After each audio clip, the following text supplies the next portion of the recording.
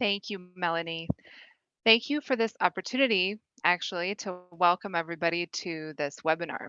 And while I can't see everybody on this call, I would like to say how much I appreciate all of your participation in and support for exchange on these crucial issues. You all have busy schedules, and your dedication to this work is recognized and noted. Please allow me to just simply say all protocol observed. For those of you joining this series for the first time, I have good news. As Melanie said, this is only the third in a series of 10 virtual seminars on the subject of climate change adaptation, information exchange in Southern and Eastern Africa's protected areas. This series is conducted, of course, by the U.S. National Park Service in partnership with the U.S. Department of State. It is part of our U.S. Department of State's Embassy Science Fellows program, which provides our embassies around the world access to the expertise of U.S. government officers working in science and technology. Thank you so much to the National Park Service for sharing your expertise and committing your time to bringing this series of seminars to our regions. Today, we will be focusing on participatory climate change scenario planning.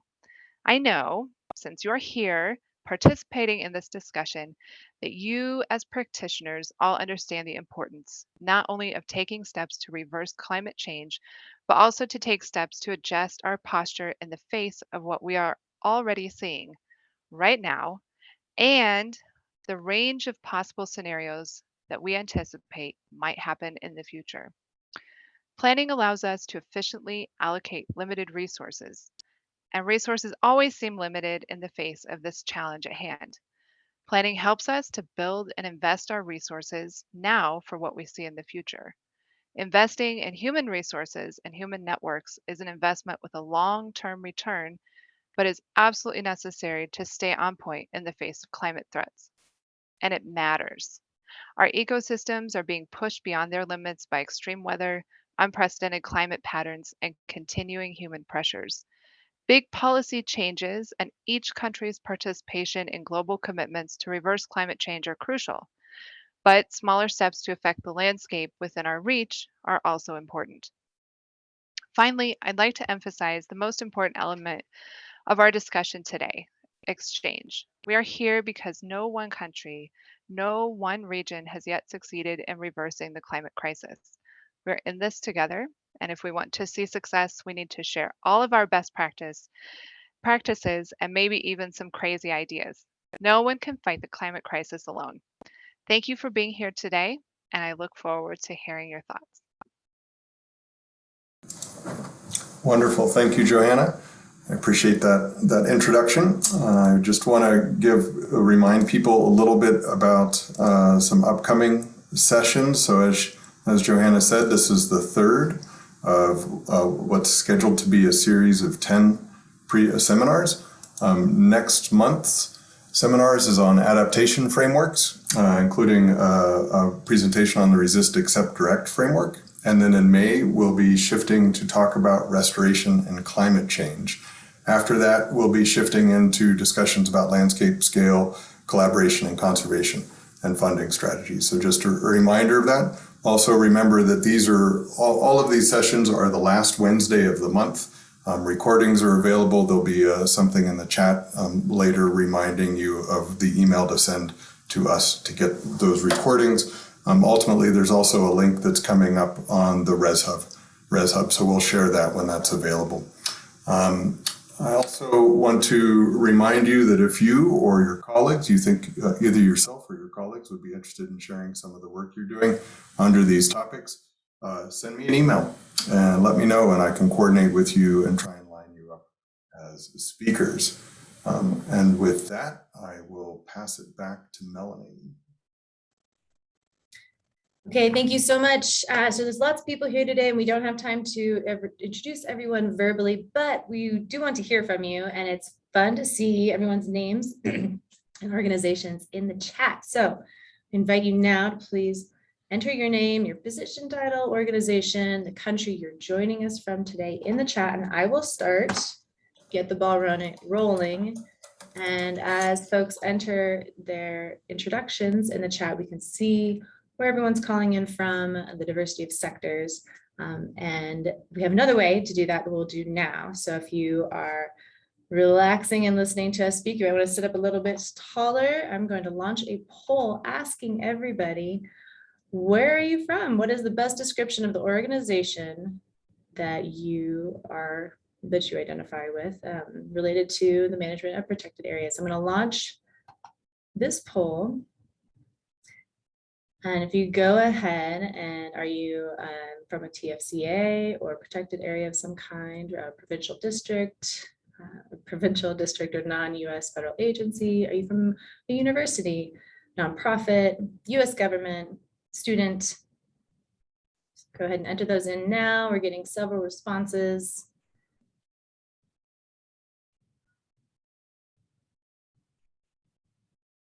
They're still rolling in. Okay, I'm going to end the poll here and share our results. Looks like a good amount are from the US government.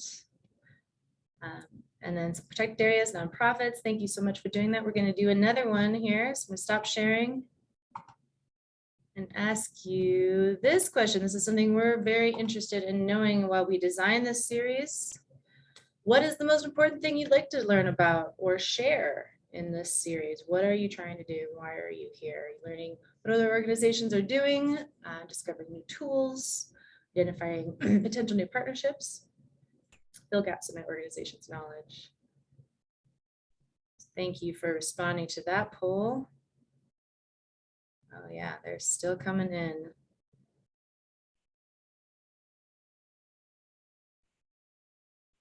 Okay, and I'm going to end the poll now.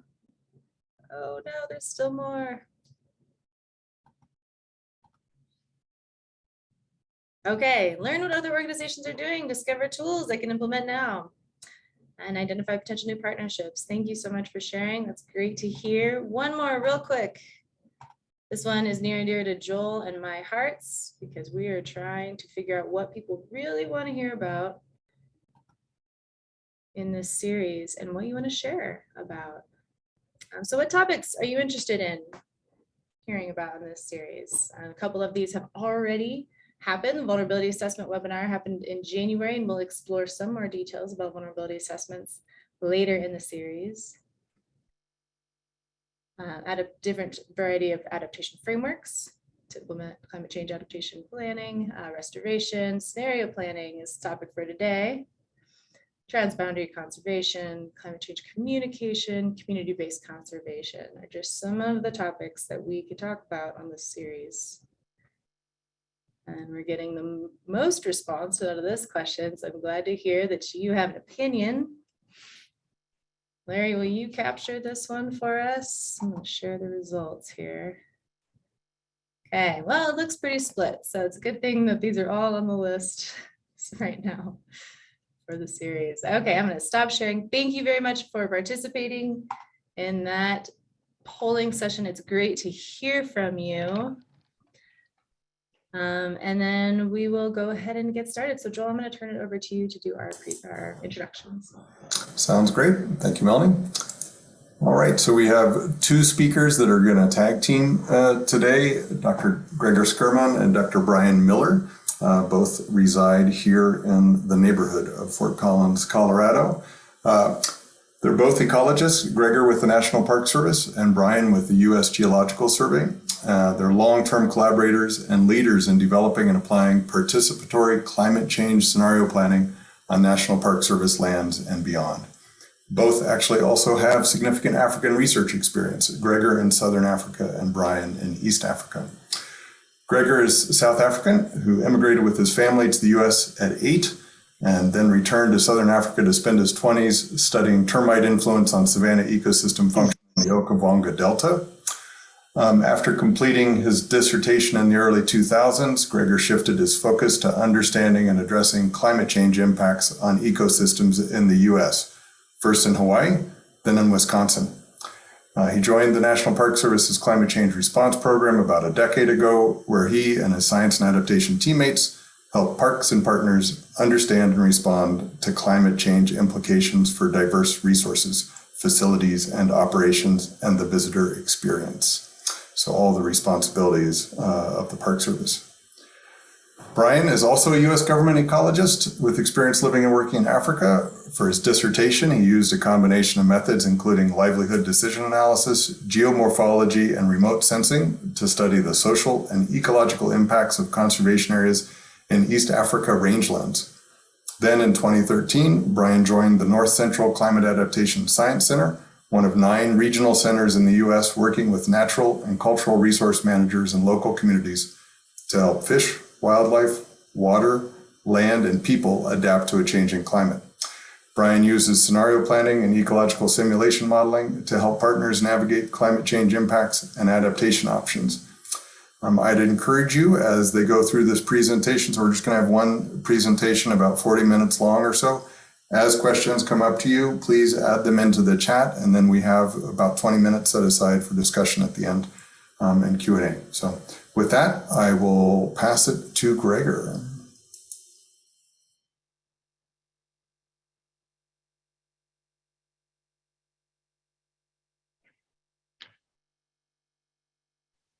Sorry, I was just struggling to unmute myself. Thank you for that introduction, Joel.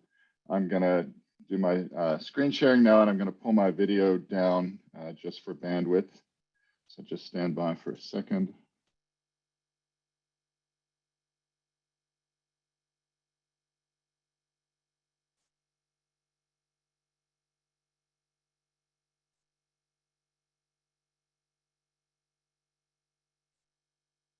Okay, I think I'm all good now. If somebody let me know if there are any issues, otherwise I'm going to just roll. I want to thank everybody for the introductions. Thank Melanie in particular for keeping this webinar series rolling. And thank all of you for attending our presentation. As Joel said, Brian and I, the first 2 names listed in the string here, are going to kind of hand off throughout this presentation and cover various bits of it. And as Joel said, we've worked together for a long time, so this feels pretty comfortable and fun to share. I just want to acknowledge not only the rest of the names in the string here, Amy Simstad, Amber Runyon, and Brecken Robb, as close recent partners of us, actually close partners through most of it, but also a much wider circle of parks and partners that we've worked with in what's now about a 10-year evolution in participatory climate change scenario planning. So when we think about climate changes, we all know it's bringing and will continue to bring conditions that are unfamiliar and that are hard to really fully imagine and prepare for.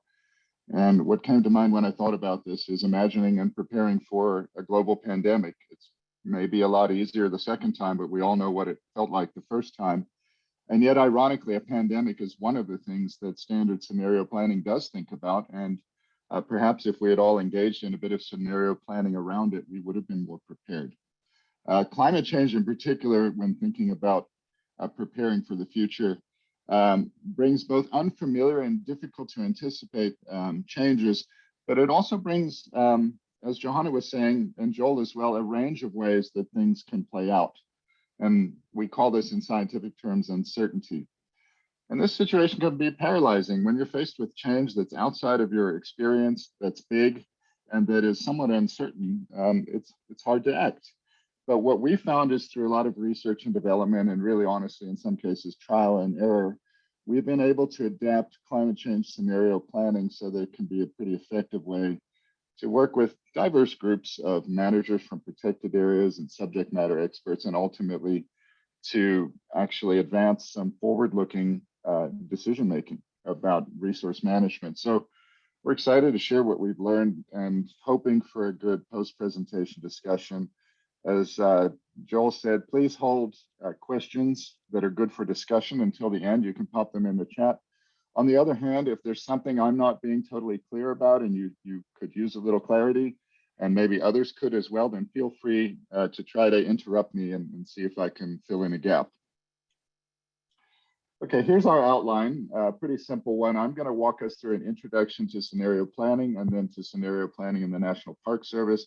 Brian's going to talk us through a lot of the evolution of the methods that we'll be presenting, and step us into a bit of a synthesis. that shares a generalized scenario planning approach. And I'm going to pick up with lessons, best practices, share some management outcomes of this work, and bring us to a conclusion and into our discussion. So starting with our introduction, let's take a step back and just recognize that ultimately what we're talking about is climate change adaptation. And as this recent article suggests, in Africa, climate change adaptation is going to cost billions. And in the US, it's really the same story. And so when we're talking about adapting to climate change, we're talking about investing. And when we're talking about investing, particularly when we're investing in combating a threat to civilization, some people say we need to invest wisely and avoid misinvesting. And ultimately, scenario planning is trying to help us get there. Of course, there's a lot of uncertainty, as I've mentioned, in climate change. And that's not only in terms of the climate system itself, but also in terms of the responsive systems, ecological, social, and otherwise.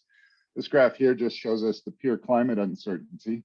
And it shows us different scenarios of warming based on different models, but also different future choices about greenhouse gas emissions. In Fort Collins, Colorado, where Brian and I live, when we look at climate data that's been bias corrected and downscaled for our specific location, there's still a great deal of uncertainty. We know in this case the temperatures will continue to increase, but how much they will increase is less certain. And precipitation is even more challenging here in terms of which way precipitation may go in the future. We don't even know the direction, let alone the magnitude. And what managers say is this kind of information, while technically correct, is not always very useful. And in their world, they're facing a situation where, as we say, they're working with this uncertainty or they're confronting it. They need to make decisions and they need to act to meet goals. And they ask us, okay, you've told us we're in a changing world and it's uncertain, but how can we know what to do? And in some ways, this brings to mind this old Gary Larson cartoon that sometimes one may have technically a choice, but without the right way to approach it, maybe the outcome isn't really very different. Maybe it's not much of a choice. And that's where scenario planning can help us in approaching what seems like a damned if you do, damned if you don't situation, and kind of work with this challenge rather than waiting for uncertainty to resolve itself or ignoring it. And so what we remind ourselves and partners when we step into a scenario planning process is that we all engage in scenario planning informally, whether we're thinking about saving money or we're just trying to step out of our house for the day and think about what kinds of weather we may encounter, or some of these bigger decisions about whether to buy or sell a house and when's the right time to retire. We all ask ourselves these what if questions. What's the worst way that things might play out? What's the best way that things might play out? And we ask ourselves these questions with greater intensity when the stakes are high. Now, scenario planning as a formal approach is a framework that supports decisions under exactly these circumstances where we're dealing with uncertain and uncontrollable influences over things that we care about. And it contrasts with forecast-based planning. And this diagram from our program kind of shows the contrast using natural systems as an illustration. On the left, if you have pretty high certainty as to what to expect in the future, maybe that's because your planning horizon is very near term, or it's just a high certainty situation, then a single prediction of the future can be useful for planning. But in situations like climate change, what we found is it's better to work with a set of distinct divergent ways that things might plausibly play out. The background of scenario planning is actually quite deep, although natural resource or resource conservation in general is new to the game. So on the far left and far right are the US Fish and Wildlife Service and National Park Service guides for using scenario planning, and they're about a half dozen years old. At the center, these images represent the deeper root of scenario planning, which is in the private sector and in the military in the form of things like war games in the case of the military. So a much deeper root there and a recent adaptation of these approaches to resource management. And I think I'd be remiss in not pointing out that given that we're talking about climate change, it's ironic that one of the pioneers of scenario planning has been Royal Dutch Shell, who used the approach very effectively to weather the ups and downs, the shocks and the surprises of the fossil fuel industry throughout the 20th century. Scenarios and scenario planning are also not unfamiliar in Africa, and one of the most commonly cited examples are the Montfleur scenarios that emerged from an exercise undertaken in South Africa right in the final days of apartheid when liberation was approaching in the early 90s. And it was innovative and important because in the midst of this deep and protracted conflict, it brought people together from across organizations to think creatively together about the future of their country. And scenarios continue to be used in Africa. Here's a recent illustration from a couple of years ago, people trying to game out what the impact of COVID-19 might be through to 2030. And since we're 2 years in, it might be interesting to look and see already how well that set of scenarios captured the way things are playing out. Okay, pivoting to scenario planning for resource management in the US National Park Service. We've been in the game about 15 years, as you'll see in the rest of the presentation as we walk through our timeline. And these are just a couple of key things to kind of tie it all together. At the top center, we've got that how-to guide from 2013. In the left, we've got a relatively new guide, came out about a year ago, called Planning for a Changing Climate. And it does something we've long wanted to do, which is to merge scenario planning with climate smart planning, which is a product that's been out for about 7 years that we collaborated on with the National Wildlife Federation. And so this kind of brings climate smart and scenario planning together into one big guide for the full spectrum of resources and management concerns that we deal with. And these two guides and a whole lot of additional information is available on our climate change scenario planning showcase, which is a web page. And that's the bottom center, just a screen grab from our page with that graphic of ours. And there's a link in the bottom right and possibly also in the chat that you can use to go to our page and basically check in on a whole lot of information.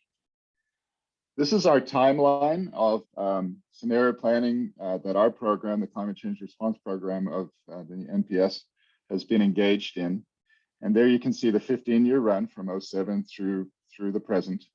And when you look at this, you sort of see two main phases following an initial introduction there in 2007. There's a phase from about 09 to 2014 of intense, frequent scenario planning activity, then maybe a bit of a pause, and then a new phase of less frequent but sustained scenario planning activity. And these are really two phases of activity that match and track a change in manager needs and also in capacity of our program. And this is sort of an illustration of it. So with the x-axis of time from 2007, 2008 onward to the present, the y-axis is level of manager need, as you see. And initially, managers needed scenario planning for climate change awareness. They needed this exercise, or it was effective for helping them understand that the future of climate and of resource conditions will be different than the present or the past, and that there's a range of ways that those changes may play out. In part because of our engagements with managers to help them understand that point, but also because reality is just asserting itself, as we all know. We're now more in this situation where as the need for scenario planning just to foster climate change awareness has declined, managers have pivoted and said, well, now we're trying to make decisions on the ground. We're trying to update our goals and our activities and do new and different things. And so we need scenario planning that can really foster decision-making because we got the message that climate change is here. Over this time, we've developed several flavors of scenario planning, and these are described in detail in the Runyon et al. Reference there in the bottom right. And these range from scenario light approaches. They're in the blue blob, and this is where we're in a process with the park where we're trying to review sensitivities, vulnerabilities of a lot of resources, perhaps as part of a broader planning process. And so we kind of have a light pass through that often sends us into deeper work focused on subsets of resources. What we've tried to do with what we're presenting today is move from the blue into the green zone, into a zone where we're dealing with quite a wide breadth of resources, but we're trying to go deeper through facilitation and structure, taking more time and investing a little more deeply. What we've also done and what we recognize is that when we narrow our resource scope and we focus maybe on one critical resource, we can often go a little deeper, and that's that gold box in the top left. Our analytical methods, as Lauren said, all the other publication there describes, have also evolved through these various kinds of engagements. And so there's been a feedback between the sort of facilitation on the one hand and then the technical support, and kind of a nice multifaceted evolution. So I'm going to hand it over to Brian. I'll keep advancing slides, and he's going to talk us through evolution of the participatory climate change scenario planning process as we've participated in it. Great. Hey, thanks, Gregor, for getting us off and running here. So yeah, now what we're going to do is start to get a little bit maybe more tangible, concrete, both about the actual engagements that we've done, scenario planning work that we've done, and sort of how we've done that. And so I'm going to walk us through here in this section a series of projects that have really constituted a 10-year or so period of research and development of climate change scenario planning. And then after that, we'll get into a little bit more of the details of how we do that scenario planning. Next slide. So this series of engagements, there were 5 that took place at 4 different national parks. So as you'll see from the photographs here, there are 2 instances of our WICA, which stands for Wind Cave National Park. And that sort of bookended these projects, as you'll see here in just a moment from a timeline. But through the course of these projects, our process of doing scenario planning and incorporating with other planning processes has evolved. And I'll point out too that these are all sort of in the same region. I'll show you that on a map here in a second. But let's go to the next slide, just to give you a sense of kind of where in the broader timeline of climate change response programs and planning efforts these fall. So you can see that, again, Wind Cave, denoted by WICA there, WICA, sort of begins these from 2009, and then again in 2019. And then in between, we had a series of projects at Knife River Indian Villages National Historic Site, Badlands National Park, and Devil's Tower National Monument. Brian, this is Joel. Your voice, your sound is coming in pretty warbled, so maybe Okay. you should turn off your video. Yeah. Sure. Yeah. Let me give that a try. Thanks, Joel, for pointing that out. Apologies. Let's give that a try. Let me know. Is it any better? Or are we still having a problem? No, that sounds much better. Okay, great. Well, thanks for the suggestion. Again, feel free to chime in if it's still an issue. Great. So here's the timeline of those activities. Let's go ahead and go to the next slide just to give you a sense geographically where these were. So these are all located here in the north central part of the United States, particularly in the northern Great Plains. A couple of the parks sort of at the interface between prairie and forest systems, but generally speaking here in the northern Great Plains in South Dakota, North Dakota, and Wyoming. Next slide. So at our first engagement in 2009, the emphasis was really on, as Gregor pointed out, as was the case with many of the early engagements, on increasing awareness of climate change and helping managers and partners to start to think through potential implications of a diversity, or rather a range of different climate futures that people might face. And in so doing, the facilitators of this process really emphasized divergence. And to do so, what they did is they combined values for metrics from different climate model projections to produce combinations of conditions that were quite challenging for the resources at hand. They did things like added additional variation in some things like precipitation seasonality to make them perhaps even more different and more challenging. And so they resulted in these 4 different scenarios represented by the white boxes with the text in them. And the content of those is not particularly important here, but we wanted to point out that they used sort of a semi-quantitative or some qualitative approach to defining the ranges of uncertainty and for adding more divergence to these scenarios. So next slide. But there were some suspicions from participants that perhaps the climate futures that underpinned those scenarios perhaps weren't as plausible as they could be. And indeed, this was actually confirmed by subsequent quantitative modeling, both hydrologic modeling and ecologic modeling, that looked at the implications of different climate conditions for water and vegetation here at Wind Cave. Next slide.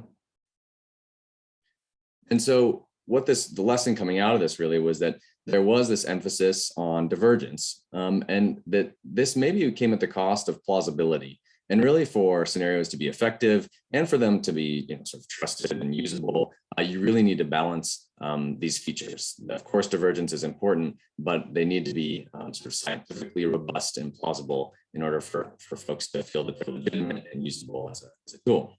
So next slide. So we then set out on a different project with 2 other National Park Service units, Knife River Indian Villages National Historic Site and Badlands National Park. And this image here is just sort of showing the process that we had proposed for doing scenario planning at these 2 park units. And the main thing to take away from this is that there are 2 sort of additional features that we wanted to build into the process. One being that the scenarios themselves, still developed through a participatory process and a series of workshops, would be grounded in individual climate projections. So I'm trying to make them more rigorous from a climate data standpoint. And then at the same time, we paired the qualitative scenario planning process with more quantitative ecological response modeling, so that we could sort of do those 2 things in tandem, the qualitative and quantitative scenario development. Next slide. And we'll talk a little in just a short time here about some of the details of how we did the scenario planning and so on. But we walked away from those engagements feeling confident that we had made some big steps toward a more refined and robust scenario planning process. But we did realize that there was a risk that those scenario planning efforts and prior ones ran this risk of just perhaps sitting on a shelf, or the results really being lost, particularly if there was staff turnover at a park, and maybe the key folks who were engaged moved on to other positions, and someone else comes along and maybe isn't aware of or wasn't engaged in that work. And so through work with Devil's Tower and a second engagement with Wind Cave, we coordinated with the National Park Service's Planning Division to integrate our scenario planning process directly into an ongoing planning process that parks across the country are taking part in. And those they're called resource stewardship strategies, or what we call RSSs for short. And these are long-range planning tools for individual park units to achieve their stated resource condition goals for natural and cultural resources. And so this phase in the evolution of our scenario planning work was really focused on developing a process by which our scenario planning work could be folded right into an existing ongoing planning process that guides parks' daily decisions on the ground. And so go to the next slide, please, Greg. And there's a couple of things that come out of any resource stewardship strategy process. One is what's called a summary document, these sort of more glossy electronic documents that parks hang on to that summarize the work and plans. There's also, and not pictured here, but critically important, are desktop applications that help guide a park in achieving its stated goals through a particular set of activities. And that desktop application can help guide staffing and budget decisions according to those goals and activities that are written out here in these documents. So these things are quite concrete, and by working directly with the planners who develop these things, we could fold climate change right into them. And these are the images from Wind Cave and Devil's Tower. Toward the end of the talk, we'll talk about the specific ways in which our work influenced the management goals and activities stated in these documents. Next slide. But more broadly, we not only wanted to do the sort of the one-off kinds of things with Devil's Tower and Wind Cave, but we also produced what's called a supplemental guide on the right that we hope can guide others in, if they're interested in using scenario planning as part of an RSS process, they can follow this supplemental guidance. It's more generalizable and transferable to other park units. Next slide. Okay, so we're now going to step through a generalized approach for conducting scenario planning. You may have been wondering, well, okay, you keep talking about scenario planning, but how are you actually doing this? And we'll start to get at that here. So if you've been waiting for that, the time has come. All right, so next slide. But I do want to point out that all of the sort of that evolution of work that I was talking about with these different park units is captured in natural resource reports and resource briefs. And then next slide, as well as a number of publications, which we're happy to share. You can always ping us, and we're happy to share these with you. But we realized that through this process, a lot of the lessons learned and the ways in which we do it is sort of in our own minds as the practitioners who have been doing this work. And so we sought to create a synthesis that we hoped would be kind of greater than the sum of all of these different parts, that would include a description of how to do climate change scenario planning, guidelines, the lessons we've learned and how it's applied effectively, and then a description of the ways it's actually influenced management. And so that publication there in the lower right, Conservation Under Uncertainty, includes all of those things. We're going to step through them now, but you can also turn there for some more details. And indeed, next slide, yep, all of these are available on the Climate Change Scenario Planning Showcase hosted by CCRP. And I know that Melanie dropped that link in the chat, so you're welcome to go there if you want to find any of those papers or reports. Next slide.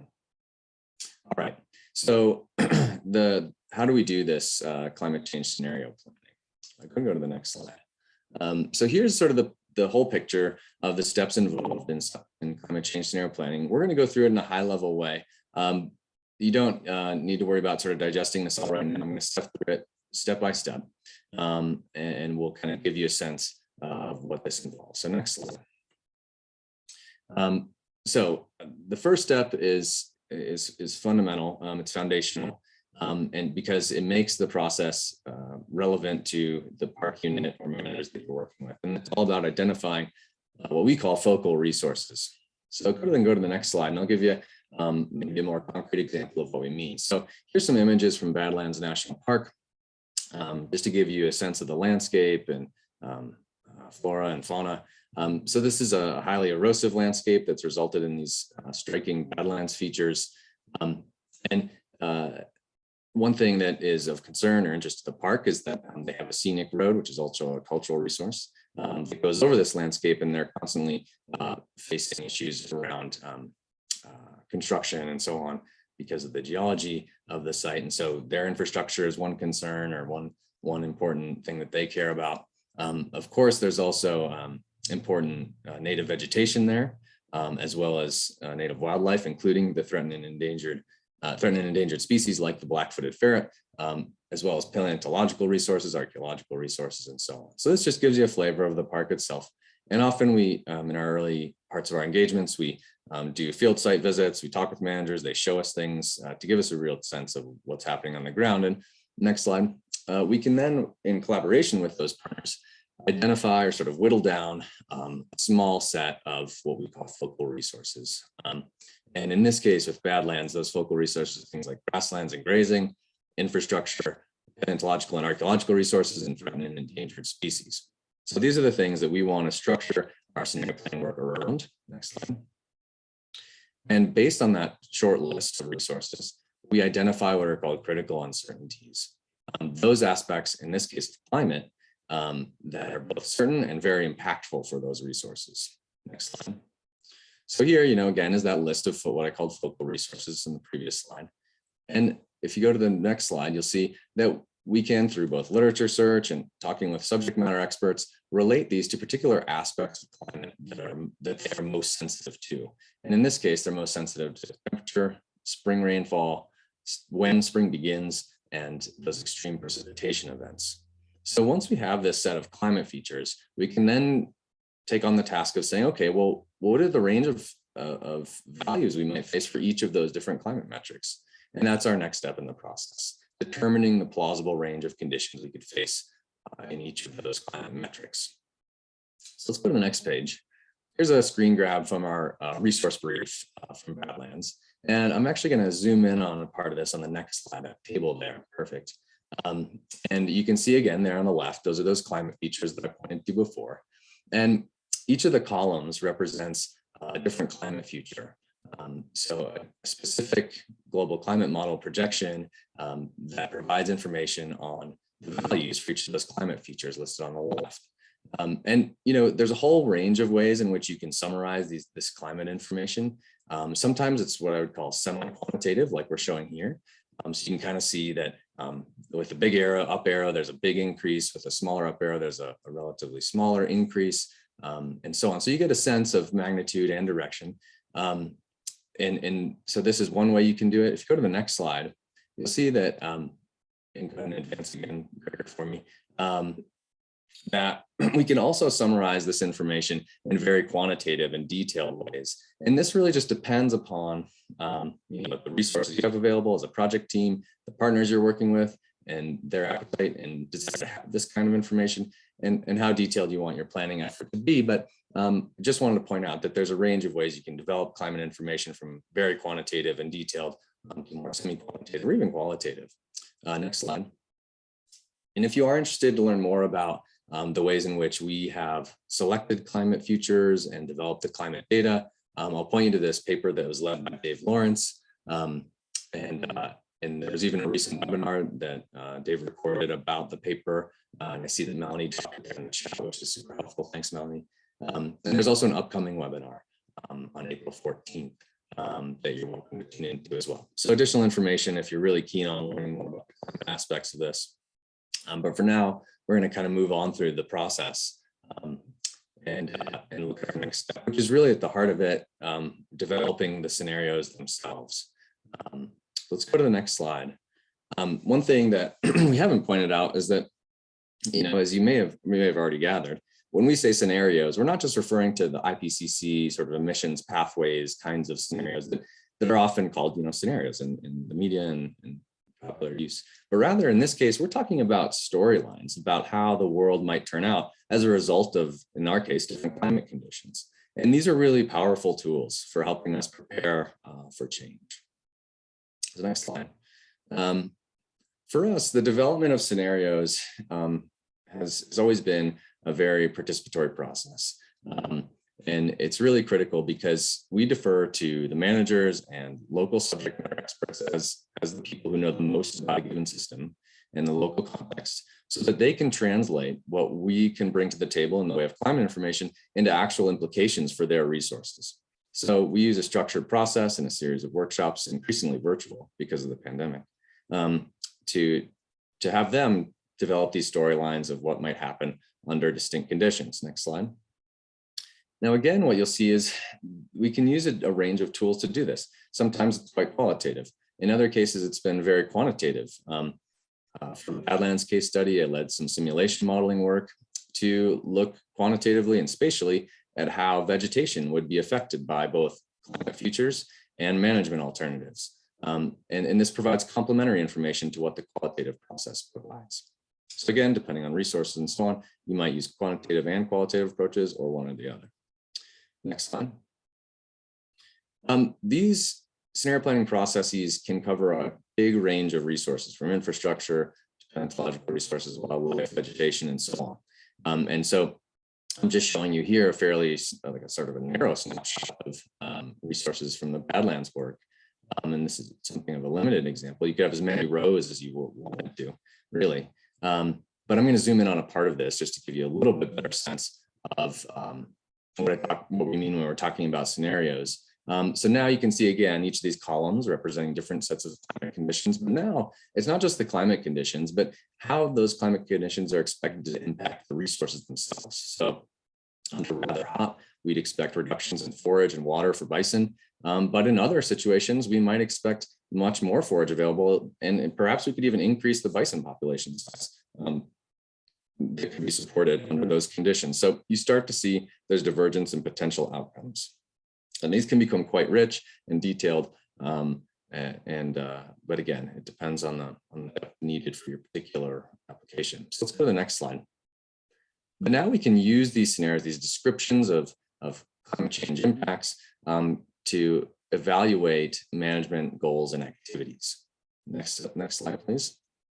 And here we like to use an analogy of wind tunneling, where you can think of your resource management strategy, your set of goals and activities, as a model airplane. And you want to put it into a wind tunnel and test it against different conditions before you build the full scale, full other airplane, you pack it full of people and put it up in the air. You kind of want to run it through some tests.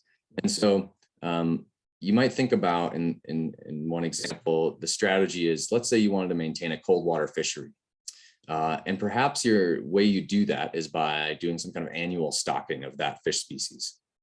And maybe that's what you've always done. It's worked really well. And then you go through your scenario planning process and you identify a range of different conditions you might face. And you want to ask yourself, if the world turns out as we described in scenario 1, 2, or 3, am I going to succeed in achieving my goal with my activities that I've used historically? Or do I need to update my activities? Or perhaps I need to also update my goals. So let's say, it's expected to be a warmer, wetter future. Maybe that's okay for the fish in question. Perhaps it can tolerate a bit of warming, and the wetter conditions perhaps are favorable somehow. But maybe you look at a hot and dry scenario that would surpass some physiological threshold for that fish species. And you realize, what? I can't imagine any way that I'd be able to continue to keep that species here in this particular location, even with more stocking, even with stream shading.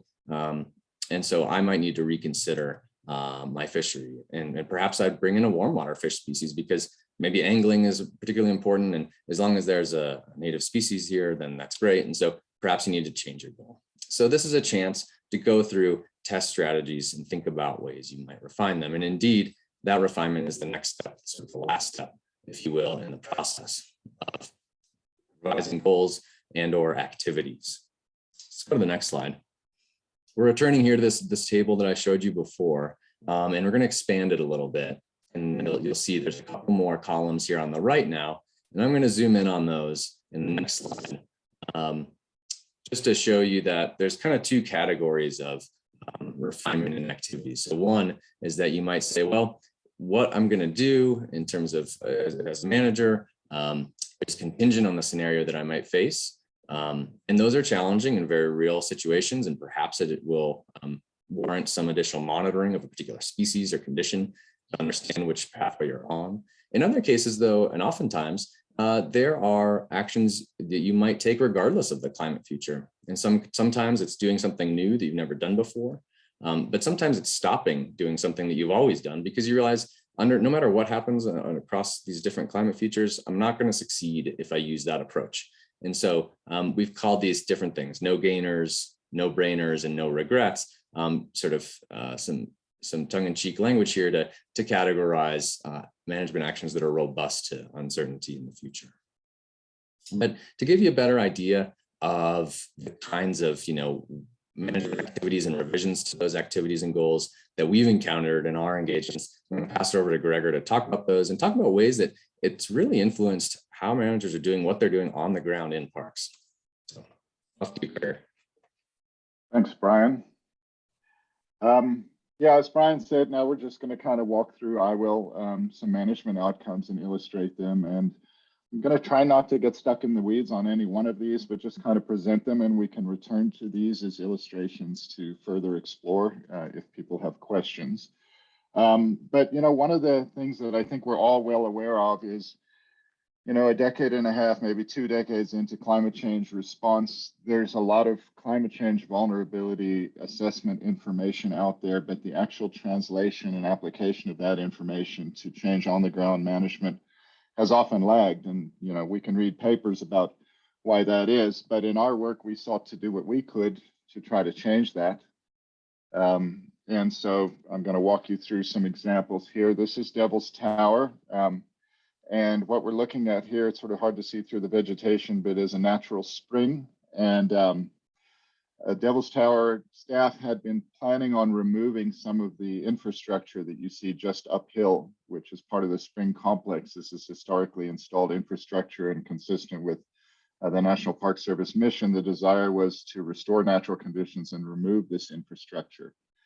However, our scenario planning engagement led participants to discover concerns that doing so might reduce water availability for wildlife under certain climate futures. And so the park decided in this case to not move so quickly and to leave this infrastructure in place and keep options open for now, and to prioritize other activities. So this was a nice example of where climate adaptation and climate-informed management actually costs less than doing a historical thing that might not make sense given the futures that we're headed towards. Relatedly, in nearby Wind Cave National Park, participants recognized that even under the wettest scenario, there was a likely reduction in stream flow.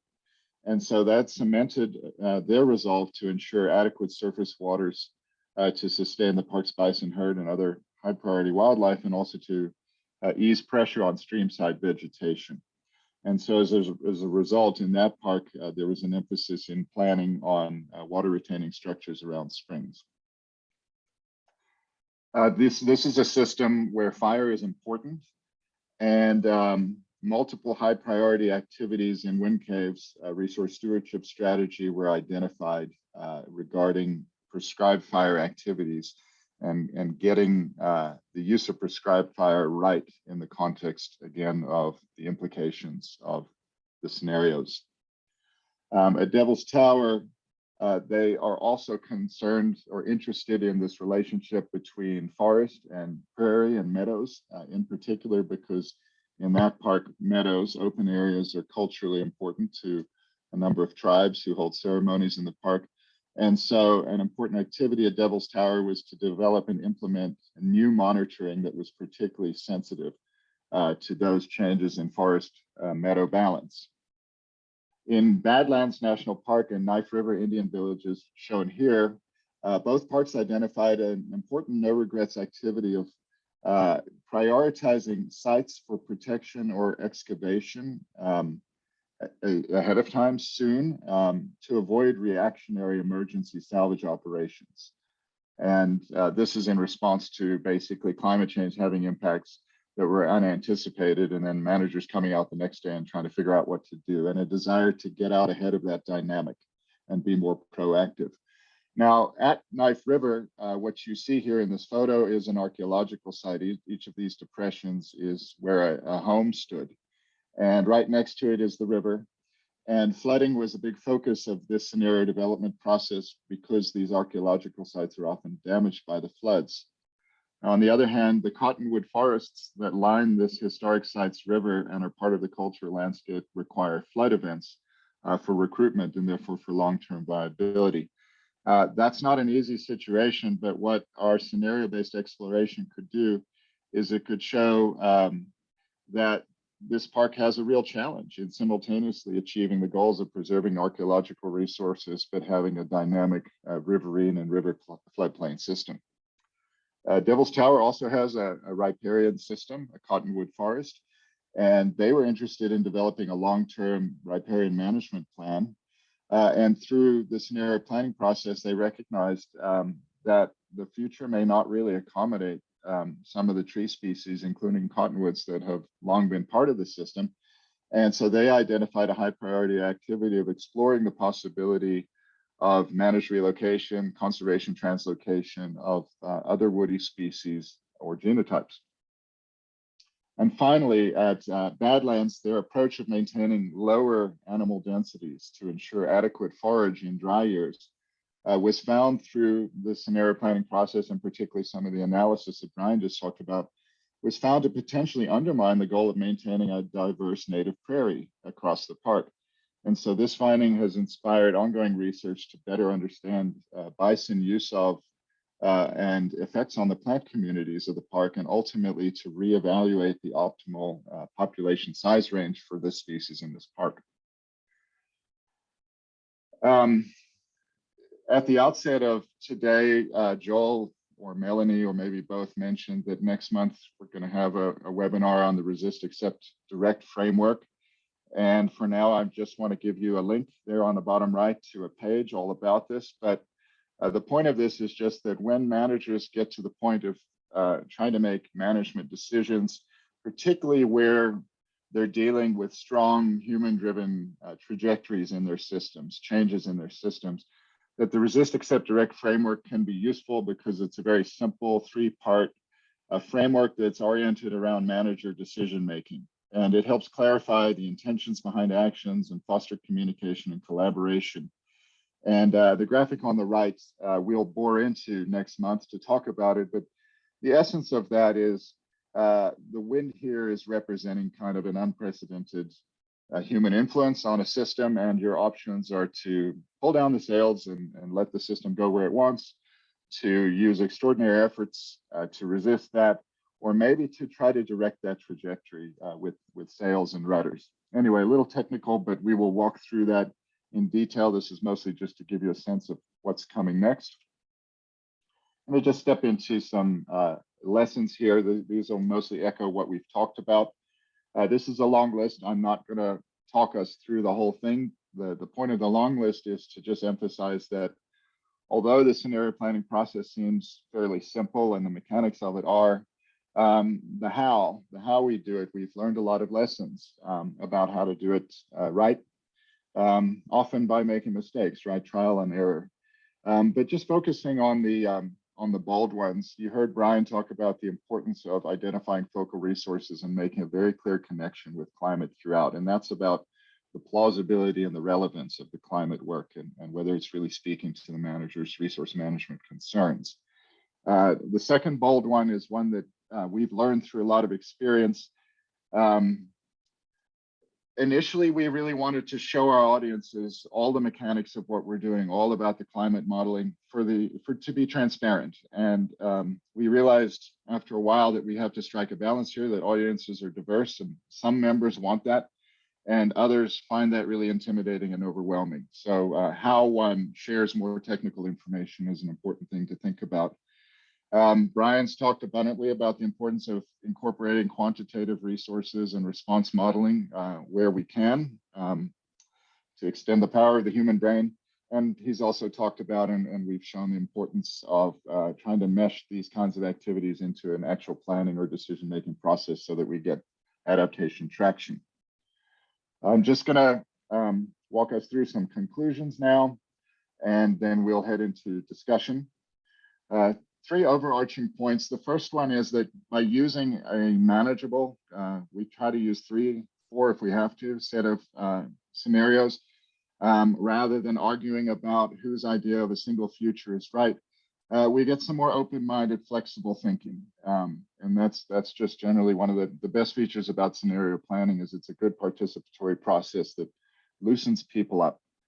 As we've shown, it can address planning needs for a diversity of resources, not just cultural and natural resources, but even visitor and staff well-being, infrastructure, facilities, and operations.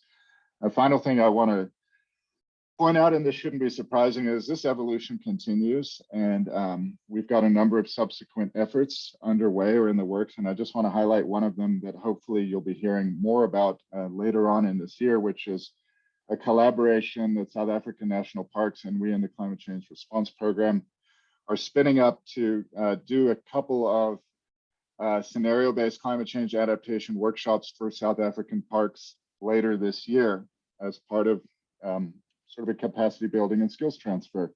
So in South Africa's case, parks have management plans, and I've just picked one at random here, Agalis's management plan, which they're operating under now. Been operating under it for a couple of years, and it extends through 2029.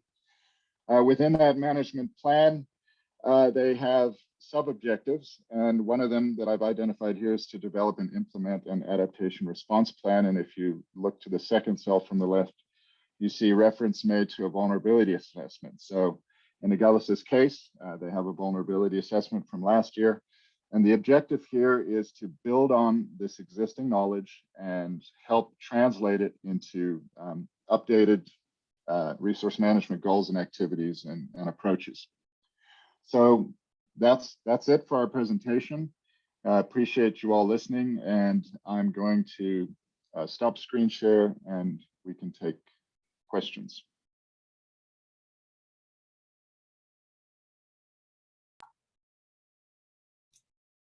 Okay, thank you very much to Brian and Gregor for taking the time to put together this expansive portfolio of scenario planning efforts in national parks. We have a lot of opportunity to go back and clarify, discuss more. Brian, thank you for posting your email address directly into the chat. Gregor, you as well. And Brian did it on behalf of Gregor also. You are on top of it. We have time for questions, so please go ahead and post comments, questions, anything you'd like. Can't get enough Gregor. In the chat, you can also raise your hand and unmute yourself if you'd rather speak. We really would love to hear your thoughts on this tool. and potential to use it in your work. Nicola, your hand is raised. Would you like to unmute? Hi, thanks so much. That was really wonderful, Gregor and Brian. And I think we're really looking forward to our collaboration later. I'm based in Cape Town, working for Sandparks, but I'm in Skukuza at the moment, and I've actually got to leave in the next minute or two. But I'm really hoping to chat to some of my colleagues here over the next couple of days and kind of help us choose a park. And I'm getting the sense that we need a lot of existing data, or it would be better to choose a park where we have good data to kind of work with this process. I just wondered to what extent one works in a park where you don't have a lot of data. How well does that work? I'm going to put this to Brian first, just because Nicola, you and I have talked extensively, and I'm interested in his fresh perspective on this before I might weigh in. Yeah, sure. I think an excellent question, and one that actually, I think in at least the experiences we've described here in this talk, is one that we haven't confronted, at least not as directly. You know, we've had the benefit of downscaled climate data, and in some cases existing vulnerability assessments, and so on to inform our work and literature, et cetera, et cetera. But that being said, you know, I think there's plenty of instances where scenario planning has been done perhaps at a less technical or data rich way and still been quite useful for informing efforts, and indeed been, I hate to say it, but sometimes predictive of what might happen, or things have transpired that have been described in more qualitative or perhaps less detailed scenario planning efforts. So I think it can still, it doesn't have to be a hyper quantitative or data intensive effort. And indeed, you can still get a lot out of it. And so I would say, you know, having been on one of the previous webinars, I think it wasn't the last one, the one before, about vulnerability assessments, you know, I noted that several of the South African parks have undertaken vulnerability assessments already. And those can be quite useful, even in the absence of specific downscaled climate data or something like that. Those kinds of vulnerability assessments are the kinds of input information that you could use to make a scenario planning process quite grounded and robust. So I would say that it sounds to me, from what limited knowledge I have, that you do have some great resources available to undertake some rich scenario planning. And even if it doesn't involve additional quantitative modeling or downscaled climate data, it can still be quite useful. Gregor? Yeah, just one thing I would add to that, just to flesh it out, is that the majority of the implications for resources that we develop in these processes do not emerge from any kind of quantitative modeling. What they do instead emerge from is confident expertise. So you need that. So generally, for most resources, the question is, okay, who on park staff has expertise and maybe some longevity in managing this resource, can think back to recent years of extreme events and how the resource was impacted, and then do some extrapolation from that. You know, whether we have good staff experience and knowledge or not, we often look beyond that and say, who are the affiliated researchers, place-based researchers who maybe are important partners with park staff in understanding and managing resources to begin with, and they become critical participants in this as well. Often these are academics or government researchers. Again, in many cases in parks, they have greater longevity than staff who turn over quite quickly. So a lot of expert elicitation is really important in what we do, and the quantitative stuff is sort of when you luck out and somebody's actually taken it that far and can plug into our process. Okay, great. And Nicola did respond in the chat. She said, thank you. I suspect one could probably be overwhelmed. One has too much interest and too many focal species too. So thank you for that. Amy Daniels has a question. She says, do you have any experiences with scenario planning involved resource dependent communities? Seems that this focus is really on natural resources without integrating social needs. So I'm curious how applicable this is in other contexts outside of the US. It's a good question. I have a good answer, and I'll invite Joel to jump in here as well with us, since he's been involved in this process. It's true that the parks we reviewed mostly don't have that at the level that in African contexts is the case. But it's also true that those parks we worked in did have important cultural components to our thinking. It was often just about important areas for ceremonies or things like that. So more diffuse rather than intense consumptive use. However, in the past year, we've been working with a park called Wrangell St. Elias National Park and Preserve in southeastern Alaska. It's a massive wilderness park. I believe they say it's the size of Switzerland.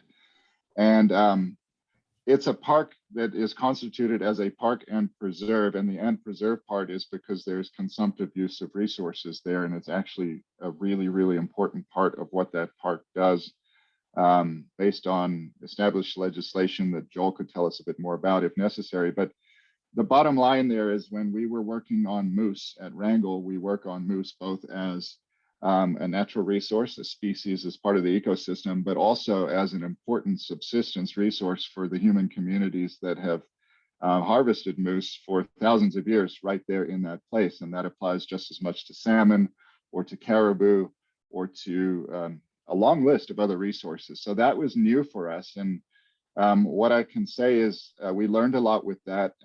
We're not really presenting on it here, but the sort of final take home for those of us new to that topic was a recognition that when you're establishing goals for moose in that case, you're really establishing two goals that speak to each other. One is a subsistence goal, fostering subsistence use that's sustainable.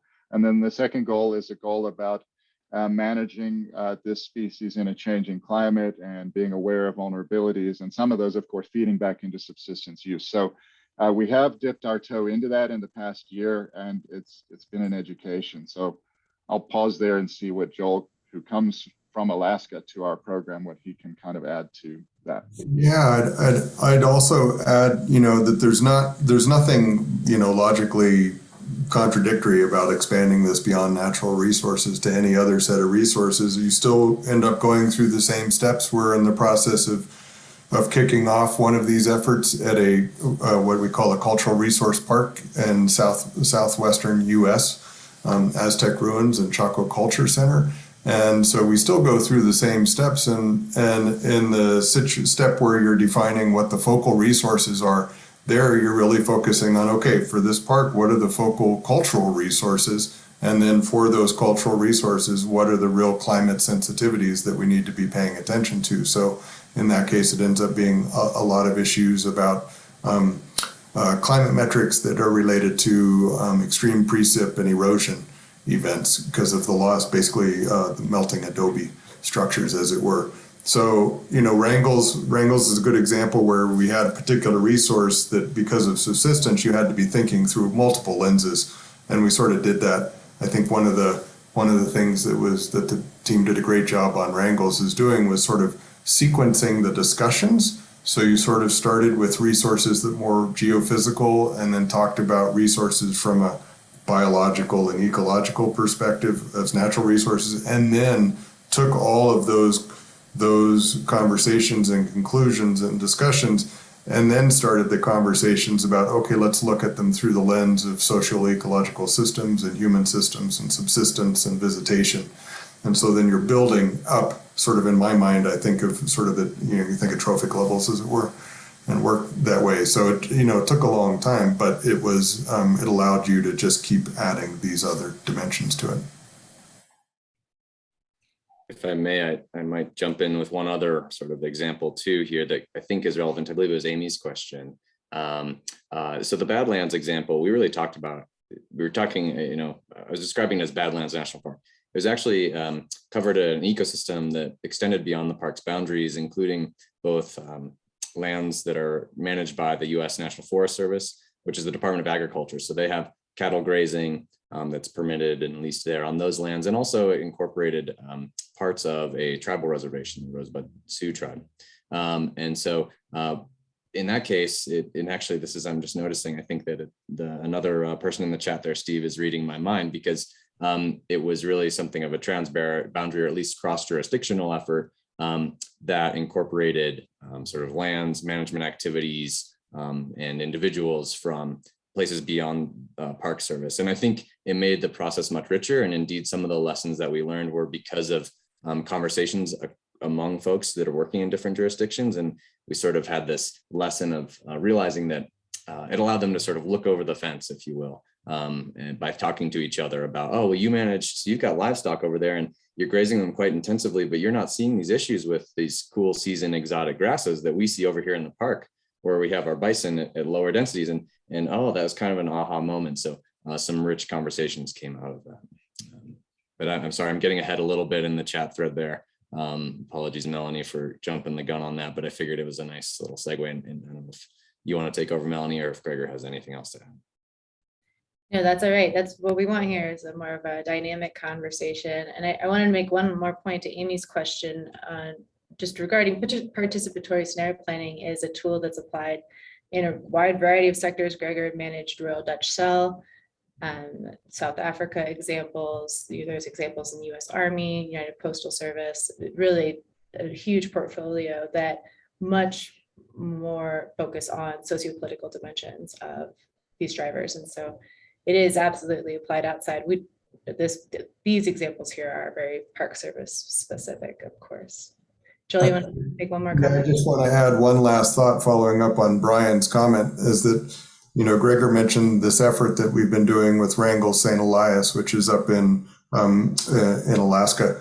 And because of COVID, we haven't been able to travel to actually go do this the way traditionally the program has done this. Traditionally, the team would go to a park and everybody and the park staff and subject matter experts would all gather for 2 or 3 days, and you'd hash through this in 2 or 3 days. It's super intensive, very draining, because you're trying to quickly on the fly digest the climate scenarios and figure out the resource implications and then think about the management implications. One of the benefits actually of the last 2 years is the fact that we've had to do Wrangells in a totally virtual setting, much like this webinar series, right?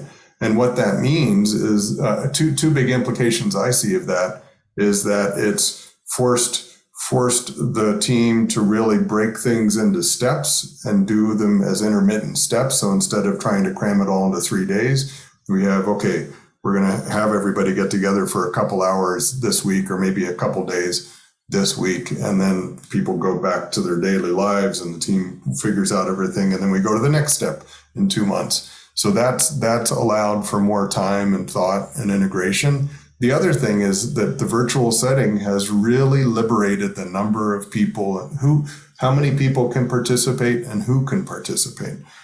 So I think Gregor might want to speak to this, but that suddenly makes this, turns the participatory, puts a capital P on the participatory aspect of this. If the park and everybody else is willing to go there, you can start inviting subject matter experts that aren't in the area or that wouldn't be able to travel, or other people with really good local knowledge that maybe weren't the standard folks that you would invite to these workshops, but you could invite them to certain sections. So it really opens that up. Yeah, thanks, Joel. And that brings me quickly, I want to ask Larry's question, because it's related to what Joel was just speaking about there. And then I'm wondering if I could call on Lynn to unmute and ask your question out loud. And if that's not possible, no problem. So Larry's question is it possible to discuss a bit more of the participatory part of participatory scenario planning? What is the range of participants typically participate in a scenario planning effort, i.e. local stakeholders, et cetera? Yeah, it's sort of a good question. There's a few different ways to approach it. Joel in a way was hitting on it, that with Wrangell, we've been able to really expand that. So I'll put a little asterisk that maybe it's the best job we've ever done with that, and invite Joel to back me up if I miss a component. But in this Wrangell process that we're just finishing up now, it's the park staff, of course. And again, I mentioned the park's the size of Switzerland, and park staff number in the single digits in terms of heads of programs. So capacity is a real issue there, and a big area. And so partners are really important. And so in that process, just off the top of my head, and again, Joel, help me if I'm missing something, we had as partners other federal scientists from other federal agencies, state scientists and managers from state agencies who are often important partners in that landscape. We had independent researchers, consultants who worked with the park who joined our process. We had academic researchers who were part of the park, sort of family, so to speak, right? People they worked with. And then we had representatives from local tribal organizations who, again, are partners with the park directly in our process. And basically, we put it to the park. And we sort of have a three-step process. The first step is, what are those focal resources and who on staff have expertise in them? And then we broaden the conversation to include those staff members, and we say, who are the experts you work with or your partners? Often the same thing. And we get that set. And then we ask that set of people, what's the next layer of the onion? Who else might we incorporate? And again, the virtual process has allowed us to be much more free about this than we have in the past. But it's ultimately driven by park managers rather than imposed by us. And I think that's worked pretty well so far. I think what it gets to is the way a park operates or a protected area operates, who their partners are, the way they do things determines a lot about the way the scenario planning process will go, because it's leveraging expertise that exists and is already effective in helping managers do their work or incorporating important viewpoints from critical partners. Okay, thanks, Gregor. Okay, Lynn, I wonder if I could ask you to unmute. Are you able to do so and ask your question? Thanks, Melanie. Yeah, so I am from Botswana, and we have a lot of huge wilderness areas, and few people living in the parks, but quite a lot living on the periphery of the park, with a lot of interaction between wildlife, but also heavy dependence on particularly plant-based fish resources in the northwest of the country. My question is, how would one incorporate the indigenous knowledge of such communities into scenario planning? Because we have this idea of experts, and there's a bunch of technical data that we bring to the scenario in terms of temperature, variables such as that. But with communities, they may not be thinking in that same sort of paradigm. If we want them to be part of the process and have a sense of ownership over such scenarios so that they support the results, how do we weigh up their cultural perspectives against the scientific data that the experts are bringing? Thanks.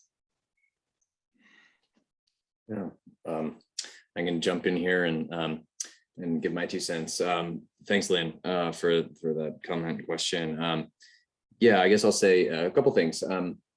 One, we're as part of a separate project. It's actually not with a National Park Service unit. We're I and some colleagues are embarking on a project with the Mountain Ute tribe, which is in southwestern Colorado, to think about ways we can do scenario planning in ways that combine both traditional knowledge and as well as paleoecology. And so that really is a deliberate effort to try and bring together sort of the Western and indigenous sciences in ways that we can that are productive and can inform and improve our scenario planning process. So I'll say, in part, it's an active area of development. So I don't have sort of a good sort of answer, so to speak, other than we're working on it. And I'll also say that, I think increasingly folks are recognizing that deep place-based indigenous knowledge is really in and of itself, I think, on par with, if not exceeding, the depth of understanding that the Western science tools bring to the table. In other words, folks have spent hundreds, thousands of years sort of hypothesis testing, if you will, in ways that are very real to their survival and the ways that they thrive and interact with landscapes. And so, to my mind, I sort of see the Western science data as well as the indigenous and local perspectives to be quite on par with one another. And so coming up with ways that we can treat them both and take advantage of both of them to allow communities to adapt to climate change, I think, as I said, is an active area of work. Yeah, so Gregor, I don't know if you have anything to add. I'll say something quickly and then I'll be curious whether, again, Joel, speaking from this Alaska context and a deeper experience there, might have something to add. But sort of extending from what I said before about, for us, how the protected area relates to its indigenous partners sets the tone a lot. Brian's in a, he mentioned a case where they're trying to do something new or different. They kind of have a blank slate. When we come into Wrangell, what they tell us is our relationship with our indigenous partners is deep and has existed for a long time and is close. And so although we want them involved in our process, and they are, there's not a big gap to close in terms of what are we all doing here and how do we work together and indigenous values and how are they accepted. Those are already part of a relationship and we just came in there to facilitate. And so the question you're asking, I think, is more the sort of thing that Brian addressed, which is when you have less structure, can a scenario planning effort try to create some of the structure, or what are the best practices to leverage indigenous knowledge? And there again, I guess I'm sort of pointing to Wrangell as a place where we didn't have to work that hard because established relationships and processes were good. And on the other hand, acknowledge that where you don't have that and you're trying to develop that alongside just bringing in a technical process of scenario planning, that is a bigger lift. And I think all of those tools that, Brian's sort of talking about us kind of getting into developing now would apply. It's a cutting edge for us. And I suspect in many cases, application in Africa might teach us a whole lot that we don't know right now about how to do this. Yeah, and Len, I would just say one thing, just from some of my experiences in Alaska, reiterate what Gregor said, that in most cases in discussions about possible impacts or responses of resources to changes, like all of the insights, local knowledge and traditional knowledge and insights have been able to easily be incorporated in with the science, and maybe in some part there hasn't been any contradictions encountered, because in that area, in that region of the US, some of the science isn't as well developed as in other places, so you're not as much of a danger. I have been in conversations, you sort of alluded to this a little bit, so I don't know, if this is what you mean in particular, but I've been in some conversations where there was disagreement between what the science-based climate projections were saying could happen in the future versus traditional oral history and what ancestors had said would happen in this. And those have been pretty awkward discussions, and with long sort of gaps of silence, and in part it sort of drove home, I think, to everybody in the field or everybody involved, like, oh, we need to figure out how to even have these conversations where there are, when we do encounter disagreement. So I think it's not a great answer in just saying, as the third person, to tell you, like, we're all learning how to do this right now. I do know those situations arise, and I think, it's a real challenge that we will be facing here in the coming years when we encounter those. Okay, I think that's a great way to close out our session today. Before we go, I'd like to announce next month's session, last Wednesday of the month, April 27th. I'm gonna, oopsies, did I do that right? Yes, share my screen here. Okay, so we are going to look at frameworks for climate change adaptation. We'll start with a case study from the World Wildlife Fund Africa about building resilience of marine and terrestrial protected areas in Africa.